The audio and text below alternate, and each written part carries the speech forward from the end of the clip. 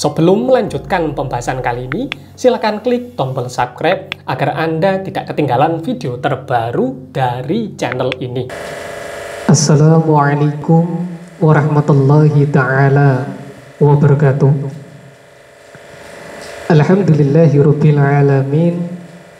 Di kesempatan kali ini Allah Subhanahu wa ta'ala masih melimpahkan akan kenikmatan iman, melimpahkan akan kenikmatan kebahagiaan, hingga diri kita ini bisa kembali lagi untuk mengaji, ngatur jiwa. Bagaimana tata caranya untuk mengatur hati serta pikirannya agar bisa nyawiji, menyatu dengan Sang Hyang Sejati Gusti Allah Subhanahu wa ta'ala. Di kesempatan kali ini kita akan membahas beberapa pertanyaan yang sering ditanyakan sama saudara kita berkenaan dengan masalah sihir, berkenaan dengan masalah santet. Santet ini kerap kali dikaitkan dengan sesuatu hal yang menakutkan. Santet ini kerap kali dikaitkan dengan adanya bala, dengan adanya penyakit yang didatangkan. Dan di kesempatan kali ini diri kita diperkenankan untuk membahas kiriman santet saingan bisnis budidaya ikan. Perkembangan bisnis yang ada di negeri kita tercinta Indonesia Raya ini mengalami perkembangan yang begitu bagus. Namun perkembangan tersebut ternyata diikuti dengan sifat iri, sifat-sifat yang tidak baik yang dimiliki oleh lawan pesaingnya. Hingga terdapat suatu kisah, saudara kita ini yang berada di daerah Kota Pati menceritakan hal ini sama tim Padepokan Sabrang Alam. Dikisahkan si tukang jaga dari bisnis budidaya ikan ini sering ditemui sosok pocong. Mungkin banyak yang mengatakan bahwasanya pocong ini bagian dari khoyali, pocong ini bagian dari halusinasi, pocong ini muncul karena pemikiran seseorang.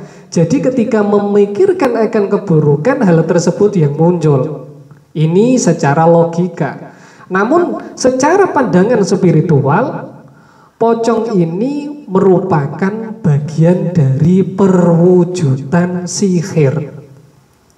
Sihir ini muncul dengan berbagai macam, berbagai bentuk, berbagai metode yang dimasukkan oleh seseorang yang memiliki niatan yang kurang baik.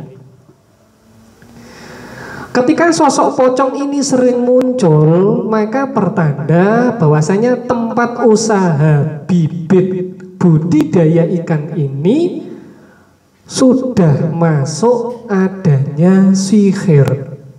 Dan sihir semacam ini jika tidak segera ditanggulangi, maka akan berdampak dengan si pengelola, akan berdampak dengan kondisi penjualan berikutnya. Karena pada waktu itu si penjaga dari tempat usaha ini menganggap hal ini bagian dari hal yang biasa. Hal ini merupakan sesuatu yang lumrah.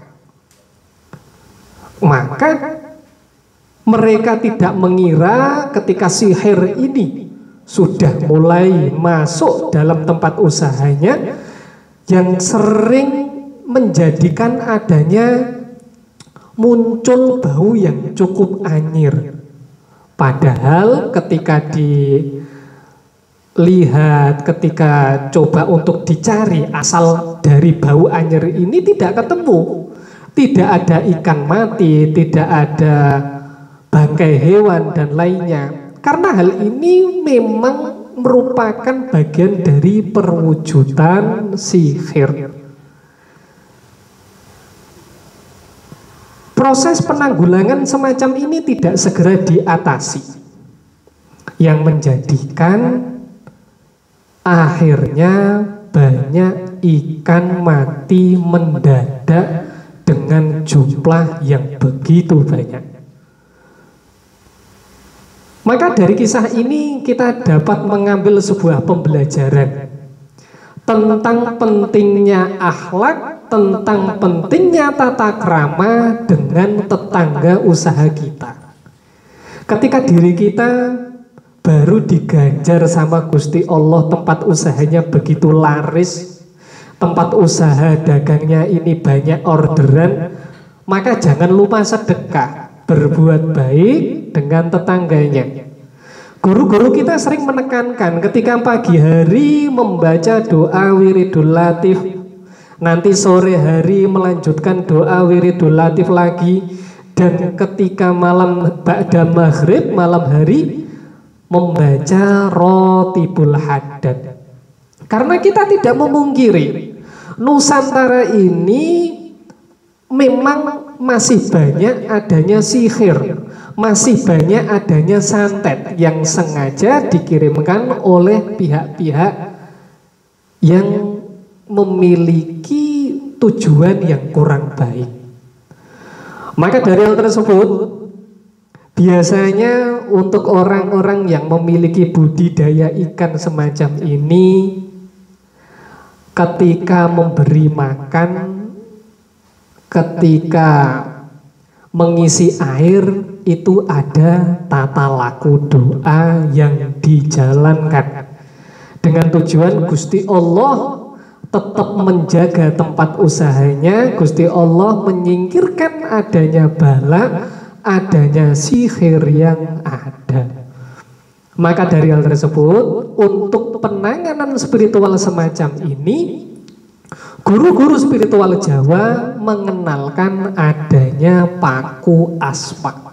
Paku asma ini yang biasanya ditanam di pojokan tempat usahanya, kemudian meminta sama Allah agar dijauhkan dari segala sihir yang ada, kemudian minta sama Allah agar laku tarik rezeki, amalan kerezekiannya ini dipancetkan di tempat tersebut, hingga akhirnya usahanya terhindar dari sihir, orang-orang yang memiliki niatan yang kurang baik, serta dilancarkan akan usahanya dan dilimpahkan akan keberkahannya.